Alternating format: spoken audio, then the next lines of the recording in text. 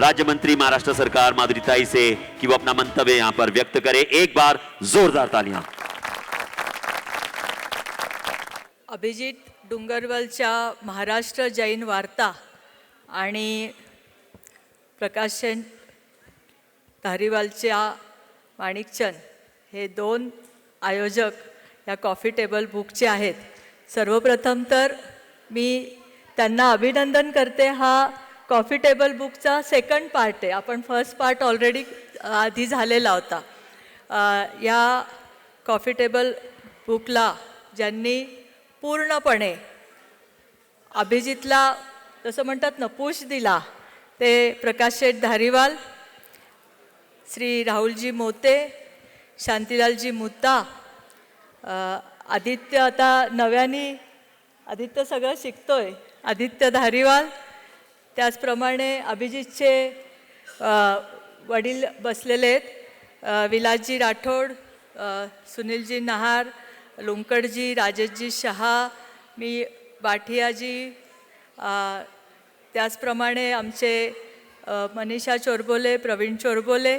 मी आता अशी नावं घेत राहिली तर प्रमोद शेटले म्हणतील ह्याचं राहिलं माझं का नाही घेतलं, तर सगळे उपस्थित। खरं तर अभिजितच्या ह्या सगळ्या सक्सेसमध्ये आणि जे पण आत्ता इथे आयकॉन म्हणून ज्यांनी प्राईज घेतलं त्या सगळ्यांच्या सक्सेसमध्ये मी सांगेल की कोणीतरी त्यांच्याबरोबर आहे। ज्या लेडीजनी प्राईज घेतलं त्यांच्याबरोबर त्यांच्या घरातले आहेत, ज्या जेंट्सनी प्राईज घेतलं त्यांच्याबरोबर त्यांच्या वाईफ आहेत की ज्या समर्थपणे प्रवीण शेठ ते उभं राहतात म्हणून तुम्ही हे करू शकता। तसंच अभिजितनी ज्यावेळेस लोकमत सोडून स्वतःचं जैन वार्ता हे करण्याचा जेव्हा संकल्प केला, मी त्याचा सगळा प्रवास मी बघितलेला आहे। त्यामुळे त्याला तेव्हा त्याच्या बायकोनी जर म्हणलं असतं की चांगली नोकरी सोडतोय आणि हे काय उद्योग करतोय तर तो हे करू शकला नसता। तर त्यांनी सगळा विश्वास टाकून त्याला साथ दिली म्हणून अभिजित त्यांचं अभिनंदन पहिल्यांदा। दुसरी गोष्ट, जर तुम्ही आयकॉनची यादी बघितली असेल तर शिरूर आणि माझ्या भागातले, तर आपण म्हणतो ना की घर लाभतं, तसा माझा मतदारसंघ पण लाभतो प्रकाश शेठच्या शिरूरसारखा वास्तूच्या दृष्टीने। प्रकाश शेठ जेवढे पण तिकडे राहायला येतात ते आयकॉनच होतात। आज मराठवाडा कुठेच मागं नाही राहणार। मराठवाडा तर नेते आहेत, म्हणजे आता मराठवाडा शांतीलालजी म्हणले, शांतीलालजींचं तर काम मी म्हणजे कधीपासून मी बघते। म्हणजे ज्यावेळेस शांतीलालजी पाणी फाउंडेशनचं काम मी बघायला गेले होते, जी स्ट्रक्चर तुम्ही उभं केलं होतं ते जेव्हा मी स्वतः जाऊन बघितलं तेव्हा मला विश्वास बसला की हजारो हात हे काम करतायत। जेव्हा आपण जलयुक्त शिवारसारखं काम आपण पाणी फाउंडेशनकडनं करत होता आणि शांतीलाल मुथांची ओळखच तेव्हा सामूहिक विवाहाची होती। त्यामुळे शांतीलालजी असे सगळेजण हे समाजासाठी काम करणारे आहेत। आज रसिक शेठची आठवण, कारण शिरूरला मी कायम रसिक शेठला पुण्यात जसं भेटायचे तसं शिरूरला पण भेटायचे, त्यामुळे ते घर पण माझं कायम प्रकाश शेठ जाण्याचं ठिकाण होतं। ह्या सगळ्यांनी समाजामध्ये अभिजितला पण आज समाजाने जो पाठिंबा दिलेला आहे त्यामुळे एकत्र राहून आपण एक दुसऱ्याला जे हात देतो ही जैन समाजाची स्पेशालिटी आहे। मला वाटतं हे एवढे आयकॉन तयार होण्यामध्ये समाजाचा मोठा सहभाग आहे, समाजाचा हात आहे।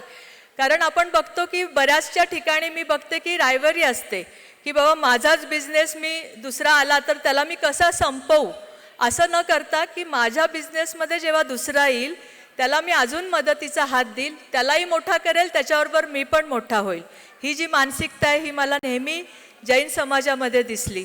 आणि दुसरी एक गोष्ट की आता बरेच आपण यंगस्टरला पण पुरस्कार दिले, शांतीलालजी मी नेहमी एक ऑब्झर्वेशन करायचे की जैन समाजामध्ये का मुलं वडिलांचा बिझनेस असेल किती पण असेल तर ते पुढे नेतात, तिथं काम करतात, का करतात? तर माझं ऑब्झर्वेशन असं होतं की जैन समाजामध्ये म्हणजे बाकीचा आम्ही जो आहे आमच्या बऱ्याचशा ह्याच्यामध्ये आम्ही म्हणतो की मुलांना शिकू द्या, बाबा शिकून झालं की ते 25-26 वर्षापर्यंत राहुलजी शिकणार आहे, तर शिकू द्या. मग आपण म्हणतो की अरे त्याला काय करिअर करायचं आहे ते त्याला ठरवू दे, तेव्हा जेव्हा तो मोठा होईल तेव्हा.